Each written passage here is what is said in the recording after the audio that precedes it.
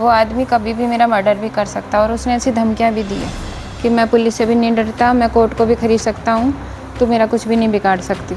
मैंने तो शादी कर ली, मैं 10 शादियाँ भी कर सकता हूँ। ये ज़रूर पता था क्योंकि उनके एसडीएम बनते ही उनकी नीयत बिगड़ गई थी। उनको घर की नौकरानी कोई आती तो वो भी सुंदर लगती थी, क्योंकि अगर मैं सुसाइड कर लूँगी, मान लो मेरे कुछ हो गया मेरे टेंशन में, तो मेरे बच्चों को क्या होगा, है ना। तो औरतों के उसके एसडीएम बनते 2015 में सिलेक्शन हुआ, 16 से ही उसको पता नहीं मेरे में क्या पहले से मारपीट की आदत थी, वो बाद में और भी बुराई लगने लगी कि तू यहाँ से चली जा, तू यहाँ से चली जा। भाई मैं पति का घर छोड़ के कहाँ जाऊँ। राजस्थान में एसडीएम जो हैं छोटेलाल शर्मा, उनको लेकर विवादों का पुराना नाता रहा है। नया जो विवाद सामने आया है वो एक थप्पड़ कांड का मामला सामने आया है, जिसको लेकर वो विवादों से फिर से घिर गए हैं। कहा जा सकता है कि 48 घंटों में सरकार ने उन्हें निलंबित तो कर दिया है, लेकिन अभी तक उन पर मामला दर्ज नहीं हुआ है। विवादों से उनका पुराना नाता रहा है। हमारे साथ उनकी जो वाइफ है वो हमारे साथ है, और उनके साथ उनका क्या व्यवहार रहा है उनसे हम बात करते हैं। आखिर उनका पूरा चरित्र और किस प्रकार से उन्होंने इनके साथ व्यवहार किया है, ये खुद इस बार TV9 भारतवर्ष पर आपको लाइव बता रही है। मैडम, आपका स्वागत है। जो घटनाक्रम सामने आया है एसडीएम के थप्पड़ कांड के बाद, वो वायरल हो रहे हैं। आप पूर्व पत्नी होने के लिए आपको कहा जा रहा है कि आप पूर्व पत्नी हैं। पूरा मामला आपके साथ क्या हुआ था? नमस्ते, मैं पूनम शर्मा, और पूरा प्रकरण मैंने कल भी कुछ बाइट्स दी थी एक चैनल पे, और वापस मैं कुछ और जो बातें मुख्य बातें कुछ रह गई थी वो मैं बताना चाहूँगी दुनिया को, कि मैं इस टाइम बहुत डरी हुई हूँ और वो अपने पावर का हमेशा से मिसयूज़ करते आए हैं और मेरी जान को भी खतरा है, इसलिए मैंने मुंह भी ढक रखा है। मैं अपना चेहरा भी नहीं दिखाना चाहती थी, वो कल गलती से कुछ हो गया था तो मेरा चेहरा दिखने लगा, है ना। वो आदमी कभी भी मेरा मर्डर भी कर सकता है और उसने ऐसी धमकियाँ भी दी है कि मैं पुलिस से भी नहीं डरता, मैं कोर्ट को भी खरीद सकता हूँ, तो मेरा कुछ भी नहीं बिगाड़ सकती। मैंने तो शादी कर ली, मैं 10 शादियाँ भी कर सकता हूँ। शादी के पीछे का राज क्या है? कि आपने जैसे तलाक आपका हुआ है, नहीं हुआ है, क्या पूरा प्रकरण क्या है? क्या आपके पास तलाक की ऐसी कोई डिग्री पहुंची थी? मेरे पास डिग्री कुछ नहीं पहुंची थी, ना मुझे कोई खबर थी। वो एक्स पार्टी उसने करवा लिया जज को या मेरे वकील को, क्या हुआ है पीछे से पैसे का लेन देन हुआ है। मैं मीडिया के सामने कुछ ज़्यादा नहीं कह सकती, सब लोग समझदार होते हैं। कोर्ट में अंदर क्या हुआ है, मैं तो गई भी नहीं थी, और अचानक मुझे पता चला कि एक्स पार्टी तलाक हो गया। उसमें ना मेरा साइन था, ना मेरे बच्चों का कुछ बारे में कुछ लिखा था, ना एलिमनी था। मतलब मैं तो सड़क पर आ गई एक तरीके से, मेरे पास आज भी कुछ भी नहीं है। आप 2021 में मिलने के लिए अपने पति के पास जाते हो, तब आपको पता था कि वो शादीशुदा है? क्योंकि उस समय आपके बच्चे भी आपके साथ थे और आपसे वो मिले भी नहीं थे। पता शादी का नहीं पता था, लेकिन ये जरूर पता था क्योंकि उनके एसडीएम बनते ही उनकी नीयत बिगड़ गई थी। उनको घर की नौकरानी कोई आती तो वो भी सुंदर लगती थी। वो उस पर भी मैं बोलना नहीं चाहूँगी, मुझे खुद को शर्म आती कि मैं क्या कर रही हूँ, लेकिन दुनिया को सच्चाई बताना जरूरी हो गया। क्योंकि अगर मैं सुसाइड कर लूँगी, मान लो मेरे कुछ हो गया मेरे टेंशन में, तो मेरे बच्चों को क्या होगा, है ना। तो औरतों के उसके एसडीएम बनते 2015 में सिलेक्शन हुआ, 16 से ही उसको पता नहीं मेरे में क्या पहले से मारपीट की आदत थी, वो बाद में और भी बुराई लगने लगी कि तू यहाँ से चली जा, तू यहाँ से चली जा। भाई मैं पति का घर छोड़ के कहाँ जाऊँ, ये तो भाइयों का घर है, वो तो अच्छे हैं इसलिए मैं रह रही हूँ, वरना ये निकाल देगा मैं तो सड़क पे हूँ आज, है ना। बच्चों के लिए पालन रोज औरतें, रोज नहीं औरतें रोज चैट पे कि मैं तो एसडीएम तुम जैसी महिलाओं के उद्धार के लिए बनाऊं, ये मैंने उसके कमेंट पढ़े थे चैट में। फिर उसको पता चल गया तो मेरे फ़ोन में देख लिया उसने गलती, तो बाथरूम में भी फ़ोन लेके जाता था, वो डिलीट कर देता था पासवर्ड रोज नए। तो मैं तो फ़ोन पे हाथ भी नहीं लगाती, फ़ोन हाथ लगाती मुझे 2 जोर से थप्पड़ पड़ते थे। मेरे पास फोटो भी, मेरी आंखें सूज जाती थी मार खा के। इतना मैंने गुस्सा है कि मेरे बच्चों को मैं कमरा बंद कर दी कि वो नहीं देखे, तो वो भी कमरा बंद करके अंदर रोते रहते थे कि मम्मी को पापा मार रहे हैं, क्या आवाज़ नहीं आएगी अंदर। मतलब मेरे बच्चे भी इतना डिप्रेशन में जिए हैं बचपन से आज तक, डिप्रेशन में रहा। मेरे बच्चों की क्या गलती, मैं उस इंसान से कहना चाहूँगी बच्चे पैदा क्यों किया अगर उसको बच्चे पालने नहीं आते तो। मेरे साथ तो चलो जो किया, बच्चों का फ्यूचर क्या है। आपके रिश्ते में कड़ावट और ये जो शुरुआत हुई, ये कब से शुरुआत हुई? क्योंकि ये भी कहा जाता है कि जब वो आरएस नहीं चयन हुए थे, एसडीएम नहीं बने थे, तब आपने लेक्चरर के रूप में काम कर कर और अपने घर चलाया था। हाँ, मैंने घर चलाया था, मैंने मेरे गहने बेचे, मैंने मेरी पढ़ाई छोड़ दी, नौकरी छोड़ दी।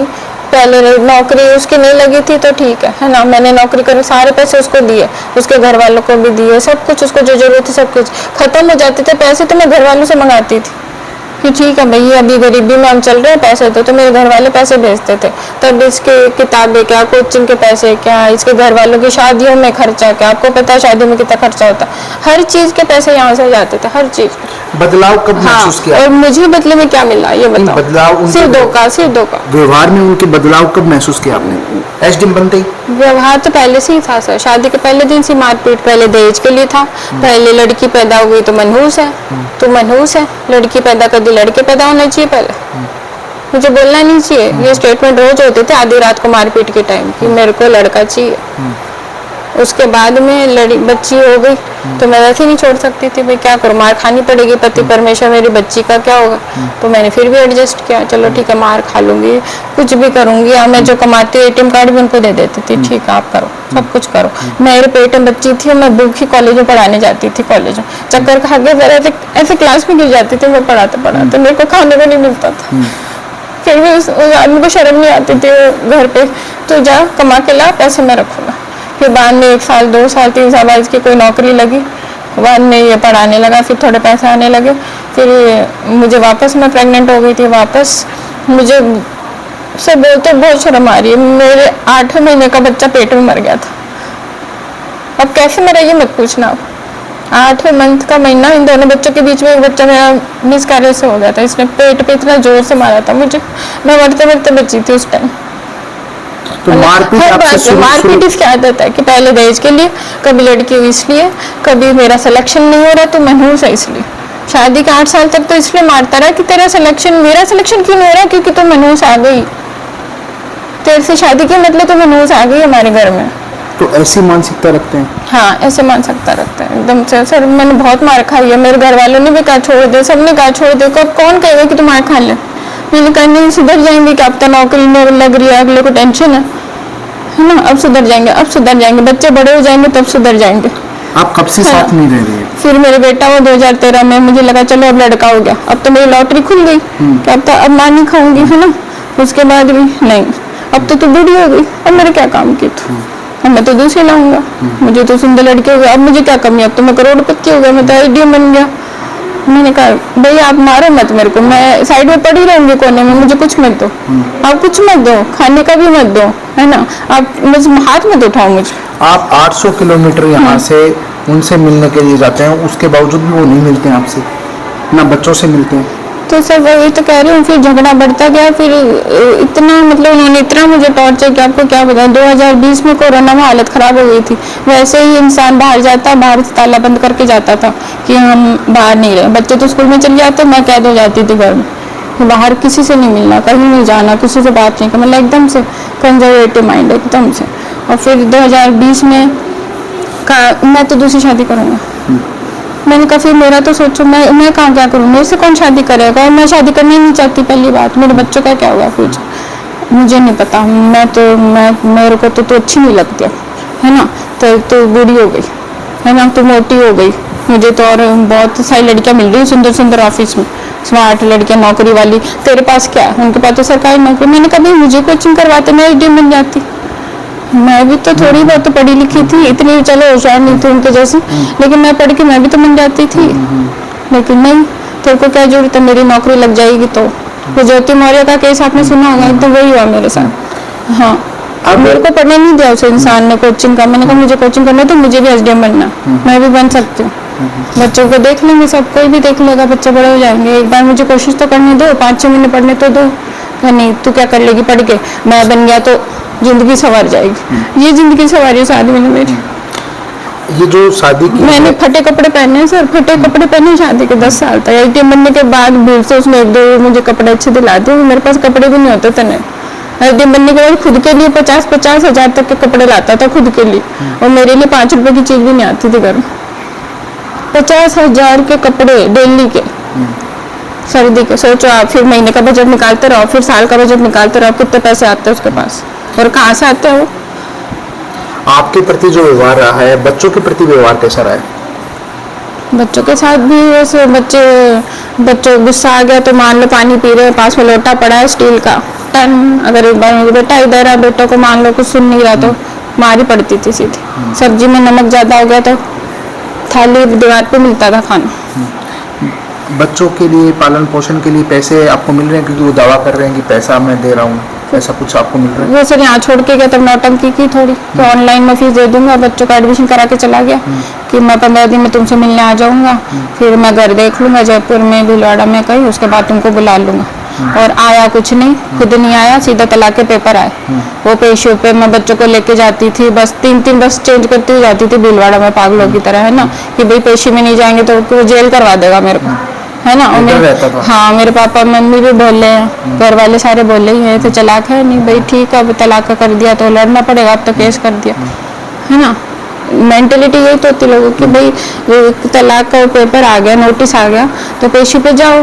तो मैं 2 साल तक पागलों की तरह 2021 से लेकर 2023 तक हर पेशी पे गई, हर पेशी पे गई। सिर्फ तलाक की जब डिग्री उसने चीटिंग करके निकलवाई ना जज और बिना मेरे साथ, उस दिन मेरे को पता ही नहीं, कि मेरे वकील ने मुझे बताया ही नहीं आना है, अब की बार जरूर आना है, तो उसने कहा ही नहीं। अब मैं कोई वकील थोड़ी हूँ, मुझे इतनी नॉलेज नहीं थी। और पता चला अचानक, मैडम आपको तो तलाक हो गया। मेरी तो जमीन खिसक गई, पाँव से जमीन खिसक गई, मेरा तलाक क्यों गई, मैं तलाक चाहती ही नहीं, मैं कहाँ जाऊँ। नहीं, अब तलाक हो गया, अब तलाक हो गया, मैं तो दूसरी शादी करूँगी। उसने बाकायदा मेरे घर वालों को वीडियो भेजा है कि मैंने तो शादी कर ली। तो एक महीने, हाँ, डिग्री निकलती 1 महीने में शादी कर ली। मैं मतलब 1 महीने में उसको लड़की मिल गई क्या? पहले से देख रखी होगी तभी तो इंसान करता है 1 महीने में शादी, या तो पहले से साथ में रह रही होगी। आपके पास कुछ फोटोज भी हैं और लड़के? हाँ, उसकी शादी की फोटो है, उसने दूसरी करी शादी है, पता नहीं किसको उठा के लाया, वो खुद मैरिड है, वो औरत, उसके खुद के पहले लड़की है, वो तलाक लेके वो आई है इसके पास। पता है मुझे, अब इतना तो पता करूंगी ना कि वो भी तलाकशुदा औरत है। वो भी हाँ, पति को छोड़ के उसके पहले से एक लड़की है, अब इससे बेटा हुआ, इसका है किसका है मुझे नहीं पता।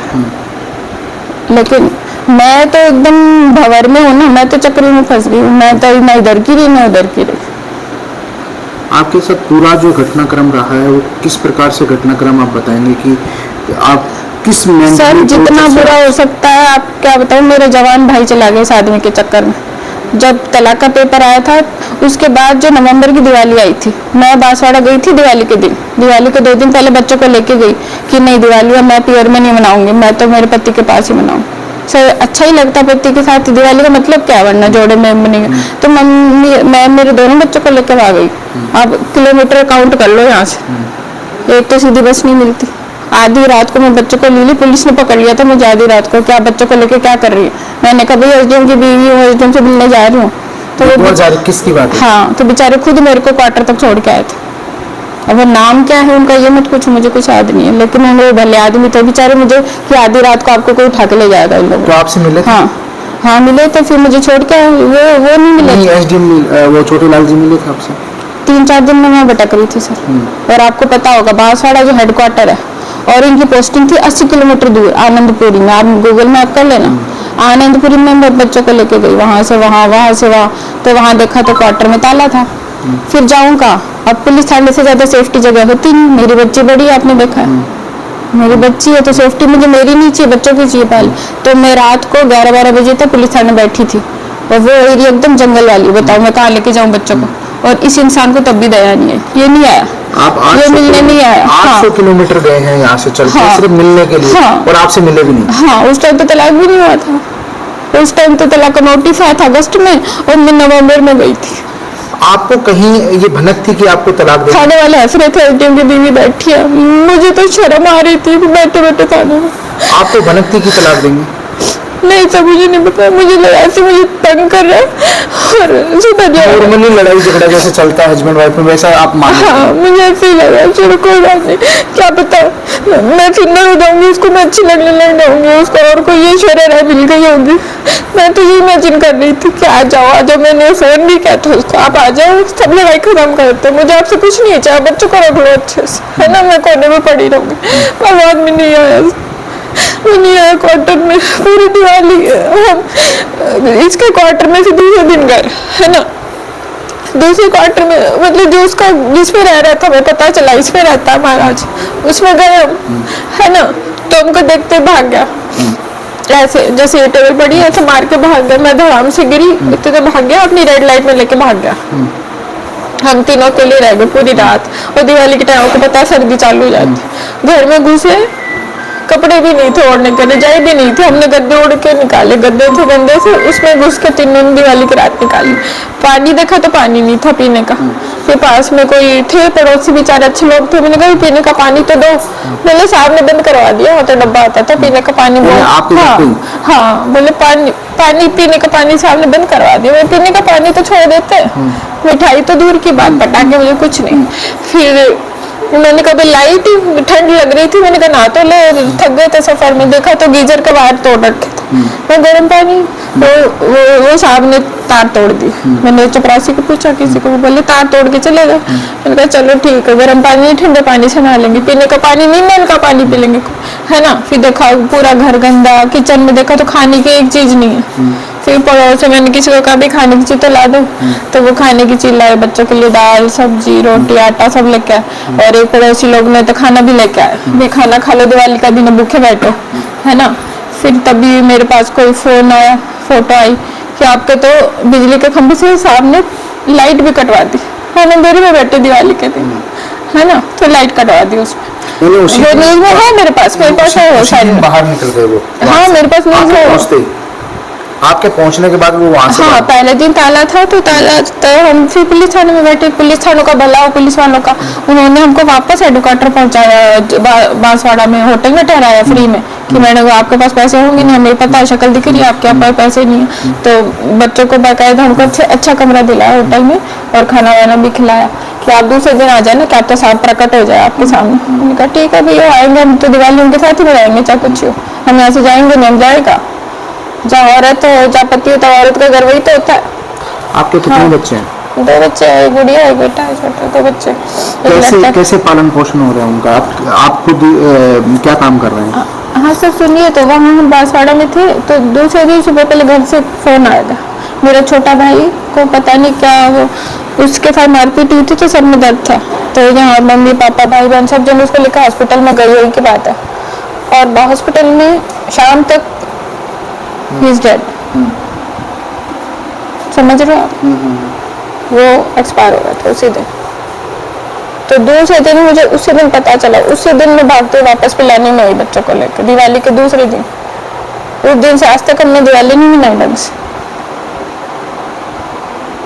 और आप पूछो कि उसको क्या हो गया था अचानक। 30 साल का मेरा भाई जवान था, 1 साल शादी को नहीं हुई थी, उसने उस आदमी ने उसको सर पे इतने जोर से मारा था, रॉड से मारपीट की? हाँ बहुत मारपीट की थी। और आप कहोगे क्यों मारा? सिंध में मुझे छोड़ने गया था, बस उसकी ये गलती थी कि वो बहन को जीजा जी के पास छोड़ने गया था, उसकी ये गलती थी बस। इतना जोर से मारा उस बच्चे को कि उसके 5-6 महीने तक सर्दी में दर्द रहा, और दिवाली के दिन वो गया।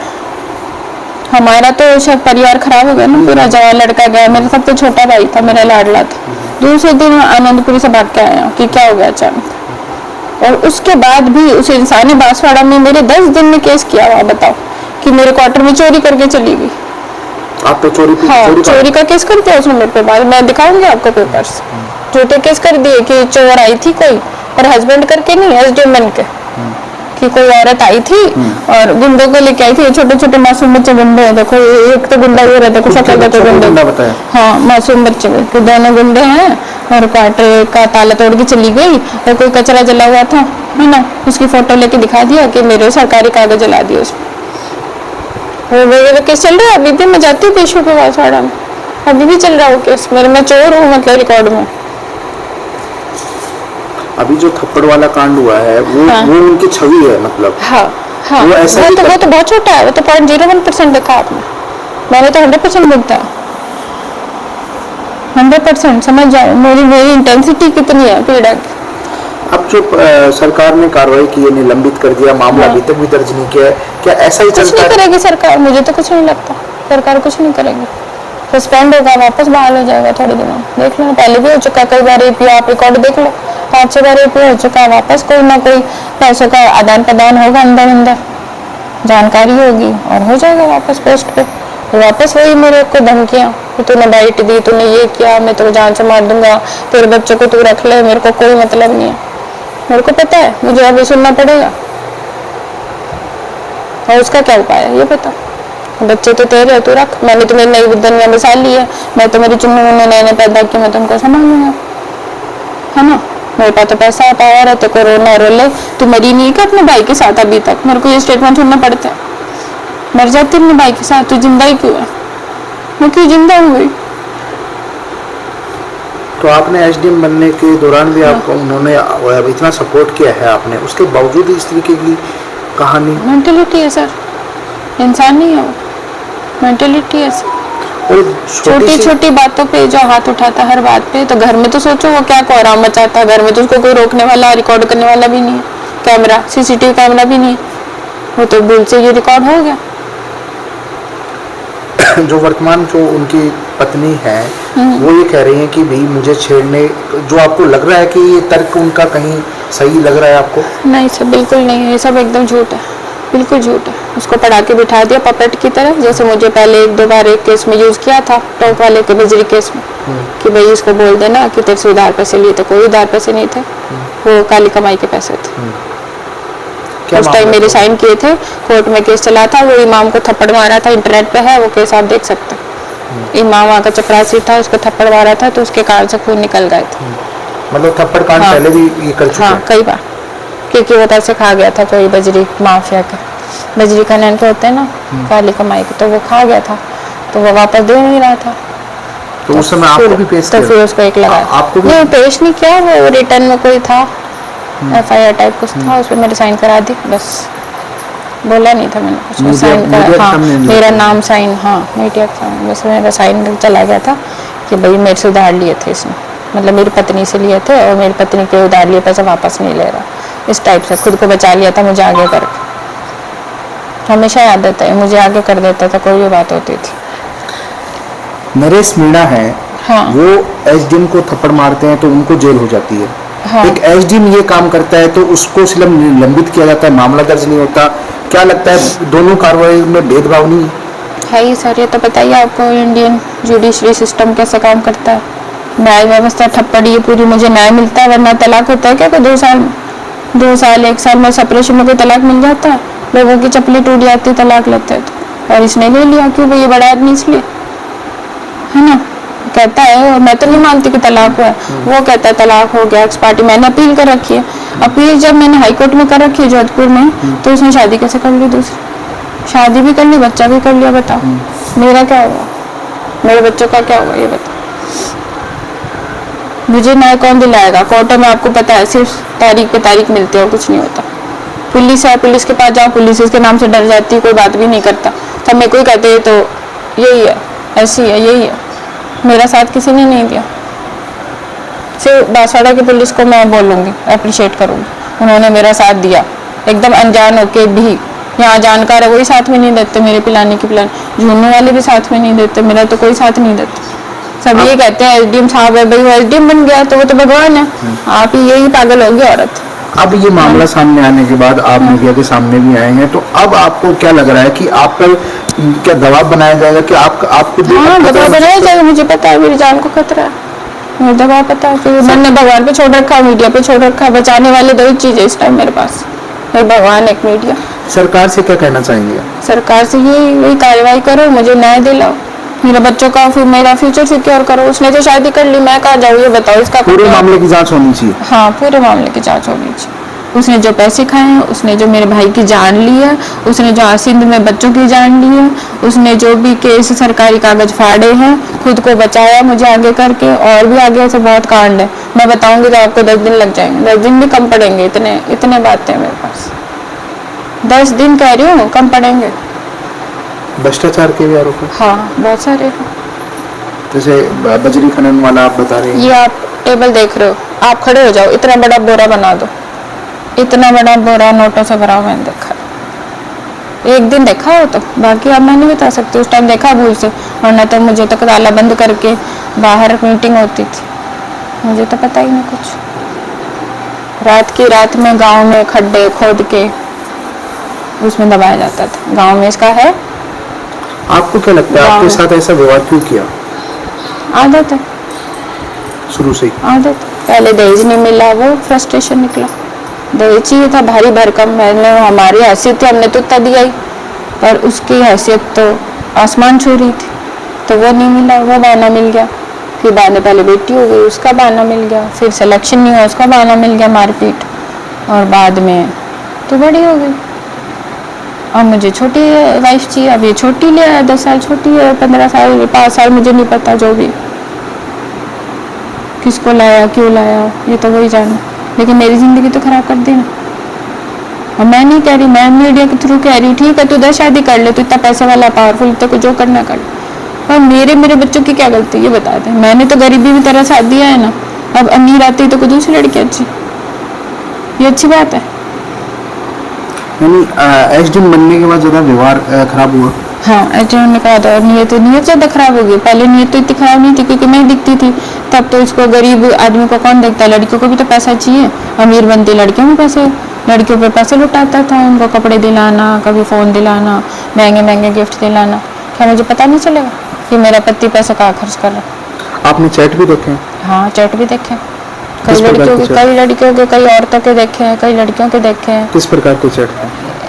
अब मैं बोल नहीं चाहिए, इमोजी गंदे गंदे टाइप, वल्गर टाइप के कुछ, और कुछ स्टेटमेंट ऐसे होते थे कि भाई मैं तो तुम लोगों के लिए एसडीएम बनाऊँ, मैं ही तुम्हारा तारणहार हूँ, मैं तो बनाई इसलिए हूँ कि गरीब लड़कियों मजलूम लड़कियों का उद्धार करूँ, इस टाइप के स्टेटमेंट अपने आप को अच्छा दिखाने के लिए।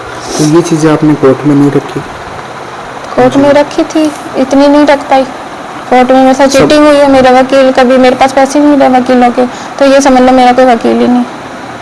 वकील भी पैसे लेता है तभी तो बोलेगा। पावर कहीं ना कहीं पावर हाँ, पावर, मेरे वकील ही नहीं रहे कभी, ये सोच लो। और मैं जब भी कोर्ट में बोलती हूँ, मुझे तो किसी ने बोलने भी नहीं दिया कि आपके वकील ही बोलेंगे, आप नहीं बोलोगे। तो ये तो भारत की न्याय व्यवस्था है, वकील नहीं है तो मैं बोल ही नहीं सकती, और एविडेंस रखे तो नहीं भाई आपका घर टूट जाएगा। मेरे वकील ने कहा आपका घर टूट जाए, मैंने कहा मेरे पास एविडेंस है, नहीं आपका घर टूट जाएगा, तो टूट ही गया, घर तो वैसे भी टूट गया, पर उसके खिलाफ सबूत नहीं रखे उसने कुछ। अब क्यों नहीं रखेगा आप समझ जाओ, मैं बोल नहीं सकती हर बात। मेरे साथ हर तरीके से अन्याय हुआ है, हर तरीके से डैमेज किया मुझे, फिजिकली, मेंटली, सोशली, और जो भी बचा है कुछ, सोशली तो बहुत ही ज़्यादा। साफ तौर पे आप देख सकते हैं कि इनका साफ तौर पे कहना है कि जो थप्पड़ कांड जो एसडीएम द्वारा किया गया है, उस मामले में वो लगातार विवादों में क्यों रहे हैं, उसका खुलासा खुद जो उनकी पत्नी है वो कर रही है। ये पहला मामला नहीं है, इनके साथ लगातार मारपीट होती रहती थी, और जो डिवोर्स वाला मामला है उस पर भी उन्होंने खुल के बात की है। तो आप समझ सकते हैं कि किस प्रकार से राजस्थान के जो एसडीएम हैं वो विवादों से उनका जो नाता रहा है वो कोई नया नहीं रहा है। कृष्ण बसा, टीवी 9 के लिए झुंझुनू से।